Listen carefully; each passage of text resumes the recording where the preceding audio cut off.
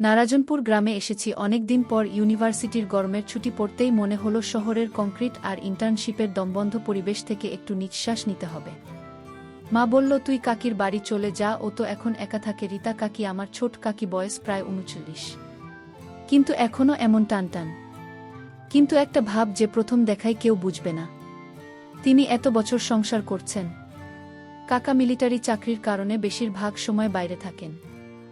এই যেমন এখন কাশ্মীরে পোস্টের দুপুরবেলা আমি পৌঁছলাম। কাকির বাড়ি দরজাটা খানিকটা খোলা ছিল। কাকি কাকি বলে কয়েকবার ডাক দিলাম, কোনো সাড়া নেই। ভিতরে ঢুকে দেখি ঘরটা নিঃশব্দ, তবে বিছানায় একটা আঁচলের কোনা আর কাপড় পরে আছে। ভাবলাম জামা বদলানোর আগে একটু হাত মুখ ধুয়ে নিই।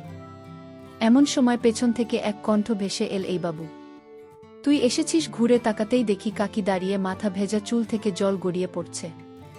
গায়ে একটা লাল তোয়ালে জড়ানো, একদম সাদাসিধে, কিন্তু চোখে পড়ার মতো। ওর মুখে ক্লান্তি আর হাসির একটা মিশেল, কপালে বিন্দু বিন্দু জল, যেন স্নানঘরের শান্তি এখনও সঙ্গে নিয়ে এসেছে। তুই কখন এলি রে? আমি তো কল ঘরে স্নান করছিলাম, হেসে বলল কাকি। আমি একটু হেসে বললাম, এইমাত্র এলাম। দরজাটা খোলা দেখে ভেবেছিলাম বাড়িতেই আছেন। তুই বস, আমি একটু জামা পাল্টে আসি বলেই সে ঘরের ভিতরে চলে গেল।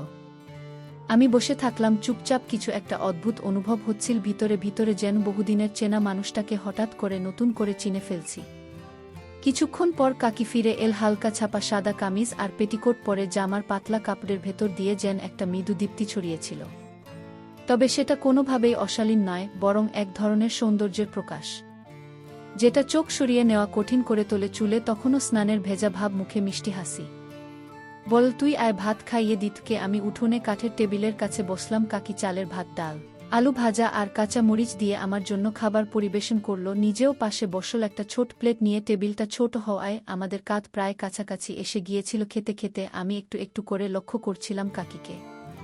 ওর সহজ ব্যবহার, মাঝে মাঝে চুল ঠিক করার ভঙ্গি, কিংবা কথার ফাঁকে হালকা হাসি। আলো ছায়ার খেলায় তার চেহারা একটা নরম ছায়া পড়ছিল, যেটা চোখে লেগে থাকছিল। আমি খেতে খেতে মুখ নামিয়ে রাখলাম, কিন্তু বুঝতে পারছিলাম ও হয়তো টের পাচ্ছে আমার চোখ মাঝে মাঝে তার দিকে একটু বেশি সময়ের জন্য আটকে যাচ্ছে। একবার চোখে চোখ পড়েও গেল। হঠাৎ করে দুজনেই একটু হেসে নি, যেন কিছু না বলেই অনেক কিছু বলা হয়ে গেল। রাত হলো, ঝড় শুরু হলো বাইরে। ঘরের দরজাটা কাকি নিজেই টেনে দিল। ওর মোবাইলে একটা পুরনো সিনেমা চলছিল আলো আধারিতে ঘরের মধ্যে। সিনেমার দৃশ্যের সঙ্গে সঙ্গে ছায়াপাত হচ্ছিল সিনেমার দৃশ্যের সঙ্গে। খাটে পাশাপাশি আমরা শুয়ে পড়লাম। সিনেমা দেখতে দেখতে একটা গভীর নীরবতা নেমে এল ঘরে, যেটা ঠিক শব্দহীন নয়, বরং অনুভবপূর্ণ। সে রাতে সিনেমার সেই আলো ছায়ার মাঝে একটা মিষ্টি আবেশ তৈরি হয়েছিল, যেটা আজও মনে পড়ে, ভুলে যাওয়ার নয়। কাকি মিটি মিটি হেসে বলল, তোর চোখে কেমন যেন গভীরতা এসেছে রে। আগে এত মনোযোগ দিয়ে তাকাতিস না, এখন কেমন যেন চুপচাপ খেয়ে খেয়ে তাকাস। আমি একটু হেসে বললাম, শহরে থেকে মানুষ একটু বদলে যায়। কাকি বলল, শহর কি শেখায় তোদের, কে জানে। আমার তো ভয় করে মাঝে মাঝে। আমি কিছু বলতে গিয়েও থেমে গেলাম। এরপর আমরা দুজনেই চুপ করে গেলাম। চারপাশে শুধু চামচের শব্দ, হাওয়ার ঝাপটা আর একটা অদৃশ্য শান্তি, যেটা অনুভব হবে মিশেছিল।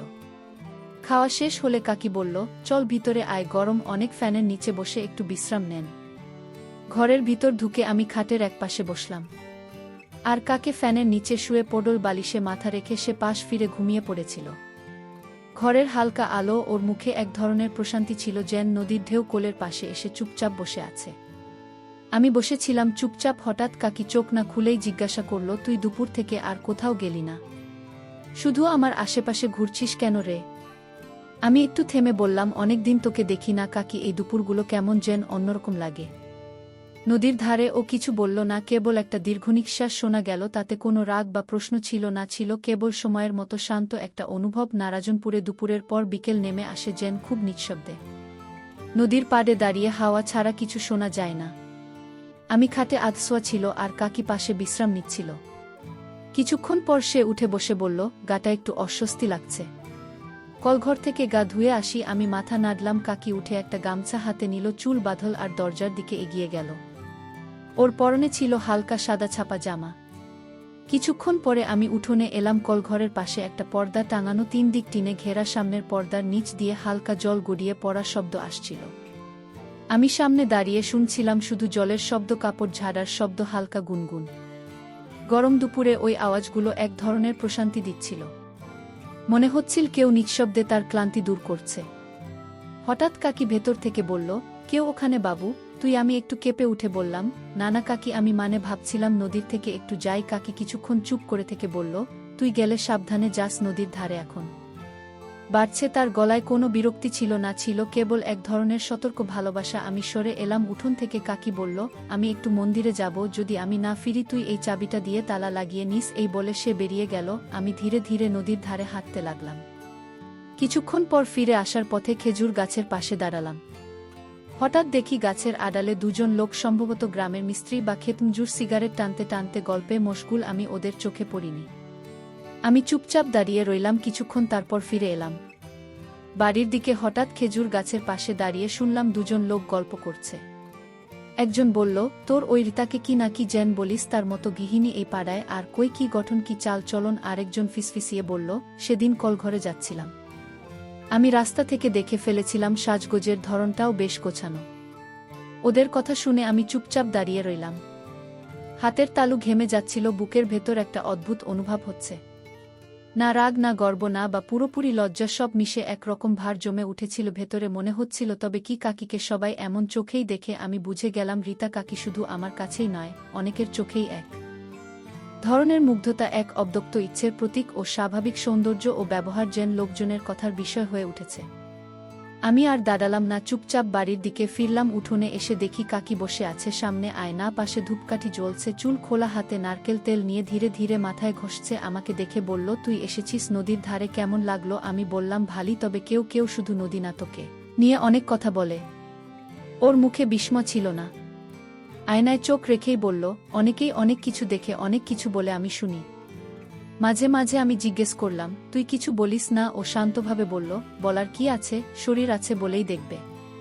কিন্তু বোঝার মতো কেউ পাশে থাকলে তফাৎটা বোঝা যায়। আমার দিকে তাকিয়ে হালকা করে বলল, তুই কিছু একটা ভাবছি বাবু? বুঝতে পারছি। আমি চুপ করে গেলাম। মনে হচ্ছিল কাকি শুধু আমার কল্পনায় না, সে যেন অনেকের কাছে একটা অনুভব, একটা গল্প হয়ে গেছে। রাত হয়ে গেছে, তখন চারদিক নিস্তব্ধ, শুধু ঝিঝি পোকা শব্দ আর নদীর দিক থেকে আসা শো শো বাতাস। হঠাৎ পেছন থেকে কাকির গলা, আয় তো, আমার ফোনে সিনেমা চলছে দেখি, এখনো পুরনো বাংলা ছবি, চিনিস কিনা? আমি হাসলাম, তুই যে সিনেমা দেখিস এখন সেগুলো কেউ দেখে না। কাকি হেসে বলল, তাহলে আয়, পাশে বসে একটু দেখে যা। ঘরের ভিতর খাটে পাশাপাশি শুয়ে পড়লাম আমরা। মোবাইল স্ক্রিনে চলছিল পুরনো প্রেমের একটা দৃশ্য। কাকি আধশোয়া হয়েছিল, মাথার নিচে বালিশ, আমি তার পাশে, আরেক পাশে মাঝে একটা বালিশ। ওর চুলে তখনও নারকেল তেলের গন্ধ ছিল। সিনেমার আলো মাঝে মাঝে ওর মুখে পড়ছিল, চোখের কোণ, মুখের চাহনি, ঠোঁটের কিনারায় হালকা হাসি। আমি চেয়েছিলাম ওর থেকে। কাকি একটু হেসে বলল, তুই তো সিনেমার থেকে আমাকে বেশি মন দিয়ে দেখছিস। আমি একটু থেমে বললাম, তুই তো এখন আর আগের মতো নেই, কেমন যেন বদলে গেছিস। ও বলল, তুই তো অনেক বড় হয়ে গেছিস, এখন চোখেও কথা বলে ফেলিস। আমি জিজ্ঞেস করলাম, ভয় করিস না? ভয় কিসের? কাকি বলল। আমি ধীরে বললাম, আমি এখন আর ছোট্টি নেই, অনেক কিছু বুঝি। একটা নীরবতা ঘর জুড়ে নেমে এল। ফ্যান বন্ধ, আলো নেই, শুধু মোবাইলের হালকা আলো। একটু পরে কাকি বলল, সব অনুভবের নাম হয় না কিছু, শুধু বোঝার জিনিস বলা যায় না, কেবল ভাগ করে নেওয়া যায়। নির্বে আমরা পাশাপাশি ছিলাম, মাঝে একটা বালিশ থাকলেও দূরত্বটা তেমন বেশি মনে হচ্ছিল না। সেই রাতে কেমন যেন অন্যরকম অনুভব জেগেছিল, যা ভাষায় বলা যায় না। সকালে উঠোনে রোদ পড়েছে, পাশের বাড়ি থেকে পুরনো গানের আওয়াজ আসছে রেডিওতে। কাকি বারান্দায় বসে চুল আঁচড়াচ্ছিল, পরনে হালকা সুতি শাড়ি। ওর চোখে মুখে এক ধরনের প্রশান্তি, যেন কিছুই হয়নি, অথচ কিছু একটা যেন থেকেই গেছে।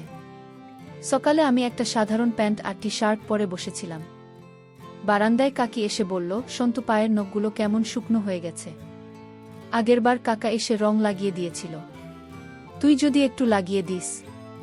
আমি একটু চমকে গিয়ে বললাম, আমি পারব। কাকে হেসে বলল, শুরুতে কেউই পারে না, মন দিয়ে করলে ঠিক হয়। ও একটা ছোট স্টুলে পা রাখল আর আমি নেল পলিশের বোতল খুললাম। ওর পায়ের পাতা রোদের আলো পড়ে এক ধরনের উজ্জ্বল ভাব দেখা যাচ্ছিল। কাকি বলল, তুলিটা একটু কনে করে ধরিস, সাবধানে করিস যেন ছড়িয়ে না যায়। আমি ধীরে ধীরে তুলির মাথা চালাতে লাগলাম। কাকি চোখ বন্ধ করে বসেছিল। আমি জিজ্ঞেস করলাম, ব্যথা পেলি নাকি? ও বলল, না, ঠিক আছে, একটু শীতল লাগছে। আমি মন দিয়ে সব আঙুলে রং দিলাম। কাকি চুপ করেছিল, মাঝে মাঝে হালকা হাসছিল। একটা সময় আমি জিজ্ঞেস করলাম, তুই কি সব সময় এমন আয়েশ করে বসিস নাকি আজ একটু বেশি স্বচ্ছন্দ? ও হেসে তাকাল, বলল, তুই এখন অনেক কিছু খেয়াল করিস রে, চোখে যা থাকে সেটা মুখে চলে আসে। আমি বললাম, তোর রোদে বসা চেহারাটা চোখ আটকে রাখে খেয়াল না করে থাকা যায় না। ও কিছু না বলে শুধু বলল, তোর মনটা বিশুদ্ধ থাকলেই দেখবি মানুষ কেমন সুন্দর লাগে। রং লাগানো শেষ হলে আমি বললাম, দেখ কেমন লাগছে। কাকি বলল, দারুণ, কাকার চেয়েও নিখুঁত হয়েছে, তোকে অনেক ধন্যবাদ। রংটাও বেশ মানিয়েছে। তারপর হঠাৎ বলল, গোড়ালিতে ব্যথাটা বেড়েছে। আজ ডাক্তারের কাছে যাব ভেবেছি, তুই সঙ্গে যাবি? আমি বললাম, অবশ্যই যাব। ও হেসে বলল, তাহলে আমি শাড়ি পরে নিচ্ছি, আর কি করব বলতো? আমি হেসে মাথা নাড়লাম। কাকি আলনা থেকে হালকা সবুজ রঙের শাড়ি নামিয়ে পড়ল। আমরা রিকশায় করে বাজারের দিকে চললাম। গরম রোদ আর রিকশার দুলুনিতে আমরা কাছাকাছি বসেছিলাম। কাকির মুখে মাঝে মাঝে শান্ত হাসি ফুটে উঠছিল। ডাক্তারের চেম্বারে পৌঁছে কাকি বলল, বস, এখানে ডাক্তার এসে যাবে। আমরা পাশাপাশি বসেছিলাম। ছোট্ট ঘর, একটা ফ্যান ঘুরছে, কাকির চুল থেকে তাজা নারকেল তেলের গন্ধ আসছিল, আর চারপাশে এক ধরনের প্রশান্ত পরিবেশ। ডাক্তার এলে কাকি বলল, গোড়ালির নিচে ব্যথা করছে, মাঝে মাঝে ফলেও যায়। ডাক্তার পা দেখে নিলেন, কাকে বলে উঠল, ও আমার নখে রং লাগিয়ে দিয়েছে। আজকে খুব যত্ন করে করেছে। ডাক্তার হেসে আমার দিকে তাকাল। আমি একটু লজ্জায় মাথা নিচু করলাম। চেম্বার থেকে বের হওয়ার পর রিকশায় ফেরার সময় তাকে কিছুক্ষণ চুপ ছিল। তারপর বলল, তুই খুব লক্ষ্য করে সবকিছু দেখিস। আজ তোর চোখে সেটা বুঝলাম। আমি বললাম, সবকিছু বলা যায় না কাকি, কিছু অনুভব শুধু বোঝা যায়। ও হালকা ঘাট ঘুরিয়ে বলল, তোর চোখে আজ অনেক কিছু বলেছে। সকালে কাকি জানাল বিকেলে ওর মামাতো বোন আর জামাই আসবে, বলল, তুই বাইরে একটু ঘুরে আয়, আমি রান্না করি। আমি বললাম, তুই একা পারবি? আমি তোকে রান্নাঘরে হেল্প করব। ও বিষয়ে তাকিয়ে বলল, সত্যি বলছিস? আমি হেসে বললাম, তোর পাশে থাকাটাই আমার দায়িত্ব। রান্নাঘরে ঢুকেই ঘামের গন্ধে কপাল ভিজে গেল। কাকি হাঁড়িতে ভাত বসিয়েছে, চুলার পাশে দাঁড়িয়ে তার কপাল বেয়ে ঘাম গড়াচ্ছে, আঁচলের কোনা দিয়ে মাঝে মাঝে তা মুছে নিচ্ছে। রান্নাঘরের গরমে ওর গায়ের পাশে গরম একটা বাতাস ছড়িয়ে পড়ছিল। আমি পেছন থেকে এসে ডাল মেশাতে সাহায্য করছিলাম। হঠাৎ বলল, দাঁড়া, মাথা ঘুরছে, একটু চুলে ঘাম জমেছে, একটু মালিশ করে দে। আমি কাকির পাশে বসে মাথায় হাত বুলিয়ে দিচ্ছিলাম। বললাম, এই গরমে রান্না করাটা সত্যিই কষ্টের। ও হেসে বলল, চুপ কর, আজ অতিথি আসছে, আমরা কিন্তু ভদ্র থাক, বুঝলি? আমি হাসলাম। তবে কাকির ঘামের হালকা গন্ধ আর ওর আশপাশে থাকা সেই তাপটা আমাকে বারবার অস্থির করে তুলছিল। আর আমি নিজেই বুঝতে পারছিলাম, ভদ্র থাকা সবসময় সহজ নয়। দুপুরে কাকির বোন আর তার বর এলো। উঠোনে চেয়ার পেতে গল্প শুরু হলো। খাওয়ার টেবিলে ছিল ভাত, আলু, সিম, ডিমের ঝোল আর শেষে পায়েস। আমি কাকির পাশে বসে খাচ্ছিলাম। ও ধীরে ধীরে আমার থালায় ভাত তুলে দিল। ওর আঙুল আমার হাতে ছোঁয়া লাগলো হালকা। আমি একটু চমকে তাকালাম। ও বুঝে ফেললেও কিছু বলল না, হেসে পাশ কাটিয়ে গেল। তখন কাকির দিদি বলছিল, রিতা, তুই তো ছেলেটাকে বেশ যত্নে রাখছিস, নিজের ছেলের থেকেও বেশি মনে হচ্ছে। কাকি হেসে বলল, যাকে ভালো লাগে তার জন্য কিছু করতে মন চায়। আমি বুঝে গেলাম কথাটা কার উদ্দেশ্যে বলা। রাতে সবাই গল্পে ব্যস্ত, আর আমিও কাকি রান্নাঘরে থালা বাসন গুছাচ্ছিলাম। হঠাৎ একটা গ্লাসে ওর আঙুল কেটে গেল হালকা। আমি বললাম, দাঁড়া, আমি দেখে দিচ্ছি। ও বলল, তুই একটু বেশি ভাবিস, তেমন কিছু হয়নি। আমি ওর আঙুল চেপে ধরে রুমালে মুড়ে দিলাম। কাছে গিয়ে আলতো গলায় বললাম, যার গায়ে লাগে না তার চোখে নিয়ে আসে কেন? কাকে আমার দিকে কিছুক্ষণ তাকিয়ে রইল। তারপর ধীরে বলল, তুই থাকলে সব ব্যথায় জেন মিষ্টি লাগে। রাত প্রায় 12টা, অতিথিরা ঘুমিয়ে পড়েছে। চারপাশ নিস্তব্ধ, দূরে ঝড়ের আওয়াজ, আচমকা বৃষ্টি শুরু হলো। আমি বিছানায় শুয়ে আছি, কিন্তু ঘুম আসছে না। হঠাৎ দেখি কাকির ঘরের আলো জ্বলছে, দরজার ফাঁক দিয়ে আলো বাইরে পড়ছে। আমি আসতে পা ফেলে কাকির ঘরের সামনে এলাম। ভেতরে হালকা হাঁটার শব্দ, জানালার পর্দা বাতাসে নড়ছে। কাকি জানালার দিকে তাকিয়ে বলল, কে? আমি বললাম, আমি এই বৃষ্টিতে ঘুম আসছে না। কাকি একটু চুপ করে বলল, ভেতরে আয়, জানালাটা বন্ধ করে দেয়া। আমি ভেতরে ঢুকে জানালা বন্ধ করে ওর দিকে তাকালাম। কাকি বালিশে হেলান দিয়ে বসে আছে, কাঁধে হালকা চাদর চাপা, চোখে ক্লান্তি কিন্তু মুখে এক শান্ত প্রশান্তি। আমি বললাম, তুই তো আজকাল খুব চুপ হয়ে গেছিস। ও বলল, সব কথা মুখে বলা যায় না রে, কিছু অনুভব শুধু চোখেই বোঝাতে হয়। আমি ওর পাশে বসে পড়লাম, আলতো করে ওর হাত ধরলাম। ও কিছু বলল না, শুধু চোখ বন্ধ করল। তারপর হঠাৎ বলল, তুই যখন এলি আমি তোকে চিনতেই পারিনি। এখন তুই অনেক পরিণত, অনেক বুঝিস, আর আমি জানি না কেন তোর সামনে নিজেকে একটু অন্যরকম লাগে। আমি ধীরে বললাম, তুই আমার সেই শূন্য জায়গায় এসে দাঁড়িয়েছিস যেখানে কেউ কখনো ছিল না। ওর চোখে অশ্রু জমে উঠল, কিন্তু মুখে একটা মিষ্টি হাসি ফুটে রইল। বলল, কাকা যত ভালোই হোক আমার ভেতরের এই দিকটা কেউ বোঝেনি। তুই বলছিস বৃষ্টির শব্দ, তখন জানালায় টুকটাক ঘরের বাতাসে রান্না আর নারকেল তেলের গন্ধ। কাকি আমার কাঁধে মাথা রাখল, আমি ওর চুলে হাত বুলিয়ে দিলাম। তুই কবে যাবি? তাকে ফিসফিস করে জিজ্ঞেস করল। আমি বললাম, যখন তুই বলবি আমি থাকব। ও বলল, তুই থাকিস তো পাশে, আজ কেমন যেন মন খারাপ লাগছে। আমি কোনো কথা বললাম না, তাকে ধীরে দরজাটা টেনে দিল। বাইরে ঝড়ের গর্জন আমাদের নিঃশব্দতা ঢেকে দিচ্ছিল।